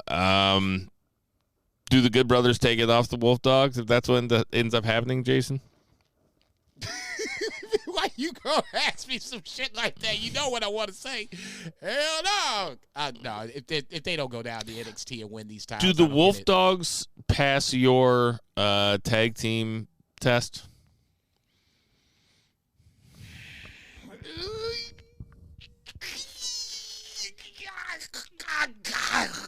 God. Yes? Question mark? Zach, did you think that he was going to take that long to answer that? No. I felt like you had a clear delineation. It was like a Pavlovian response. But yeah, as long as they have a team name, they're a team. I thought that was the criteria, yeah. I'm sorry, it's not Bleeding Sweden, but I mean, okay, fair enough. It's Wolf Dogs. Bleeding in Sweden. That's so good. Trick Williams cuts his welcome back promo. Over babyface. I thought Noam Dar coming out at the end was kind of weird, but whatever. You don't want to do Carmelo right away. You do Noam to come out. You do the Lash Legend little angle or whatever. Trick and Melo will see each other next week. Melo will attack Trick after the match, during the match at some point, and then I'll set up the Stand and Deliver match that ultimately will have Trick, I would assume, go over. Melo goes up, same way with Braun Breaker. He's already, in kayfabe style. He's signed with SmackDown, so he's got a spot to go.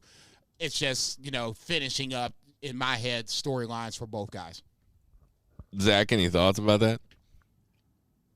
As far as NXT goes, I haven't been able to watch nearly as much as I'd like to, but it is bonkers to me that Trick Williams and Carmelo Hayes are just going to have a match and Stand and Deliver. Feels like there should be more to it. That seems like the program driving the whole show for me, really. Yeah, it's still the most intriguing thing. Trick's been gone for a little while, and Carmel's just been cutting heel promo shit. But yeah, NXT. There's a lot of story on NXT. Roxanne flips heel. Fucking the whole Thea Hale, JC Jane thing, the Gigi Dolan, Ariana Grande thing. Like they're the Brooks and Jensen and Briggs thing. Like they have a lot of stuff going on. Can we go back to Gigi Ariana for 30 seconds? How is a low blow gonna win that match? Is that what happened? It was a low blow from Gigi to Ariana. Low blow in the women's match, huh? The referee catches it and calls the match and awards Ariana Grace the match. Well, it can't feel good. Yeah, it's still gonna hurt. Like it's a different scenario, but I imagine getting hit in the genitals is not good. Zach, all I'm gonna say is go back. If you just take 2 minutes out of your day and watch the reaction from both of them, it looks like they have testicles. I mean, literally, like over the top reactions, like woo woo woo. Yeah, I mean, she like, sells it. She sold it like nobody's business. Where I was like, wait. How's that work? You gonna call the match? Hang on. Her body is a wonderland. That's gonna do it for our 3 count. 1, 2,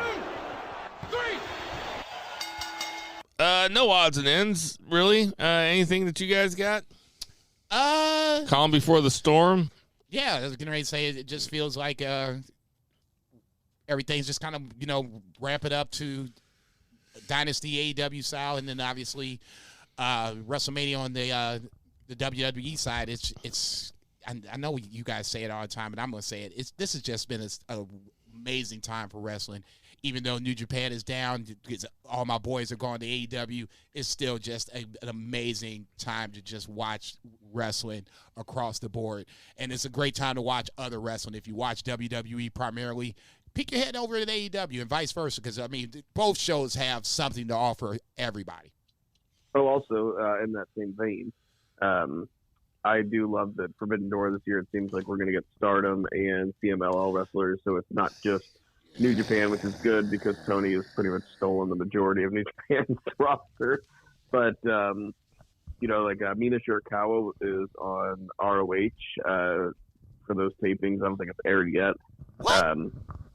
Yeah, she came over. She wrestled on Wednesday after the show for an ROH show, and I think Azumi might be over here also. And Azumi is phenomenal. Yeah, that was going to say. I know she's over. She's, if not over in the States, has come over to the States.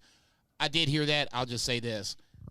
The booking just needs to be somewhat even. It just can't be all AEW motherfuckers running rampant. That's all. This is like when the challenge only used to be Real World and Road Rules people, but then they opened it up to all the other reality shows, and just because they needed more talent. Look, I'm not going to say. I think you could do Stardom in AEW. I just thought it was an apt comparison. It very well could be. Let's see what this card presents, and then let's come back and talk about it. I don't know the challenge. I know you guys watch it. I haven't watched in a while, but I saw an ad for the new one, and Leroy's back. Leroy's my dog, so I might be watching the new challenge. Huh? What is it? I don't even know what it is. Uh-oh. The challenge is it used to be the Real World Road Rules challenge, where it's like a reality show where but the athletic competitions are all pretty cool and they look really fun to do, and like it's the same cast of characters like over and over, and some people drop off from season to season, other people add in new ones. It's like, oh, who's on this season? So like Leo Rush is on it, right? Leo Rush was on it one time. CM Punk was on the celebrity one time where it was celebrities versus but Leo Rush went on not because he was on a reality show, it's because he was a wrestler. Like they have like real athletes, like it's not the real world. It's better than that. It's not Wipeout. No, not at all. It's more like Survivor. It's like there's lots of strategy and shit. I would say that's a more apt comparison. Yeah, but anyway, we got some birthdays this week. Santino Marella is 50. The Iron Sheik, R.I.P., would have been 82. J.D. McDonough is 34. I love when J.D. McDonough cut that promo about how he was going to win the gauntlet, and it was like, no, you ain't, I was about to say, man, you better sit your ass down someplace. Well, we got to give J.D. a vignette. We're giving everybody else a vignette. So you got 2 minutes. He's like, I can beat Gunther. It's like, no, you can't. I tell you what, him and Gunther have had some battles. Yeah, I know. When he was Jordan Devlin. Stop. Okay, I was getting ready to say, over in Germany, I know they cross paths too. But his character is not presented as somebody who can beat Gunther. MJF. No, his character is presented as somebody with fetal alcohol syndrome. God damn. Holy shit. You wait till the last minute to say some shit like that? What the fuck? Zach, don't miss. Real good. MJF is 28. Samoa Joe is 45. Test, R.I.P., would have been 49. Rick the Model Martel, R.I.P., would have been 68. Strike Force. EC3, R.I.P. He's still alive. He's still with us. He's 41. Just his career. Yeah, he's controlling his narrative. I don't know why are we taking shots at EC3? I never did anything except for work hard.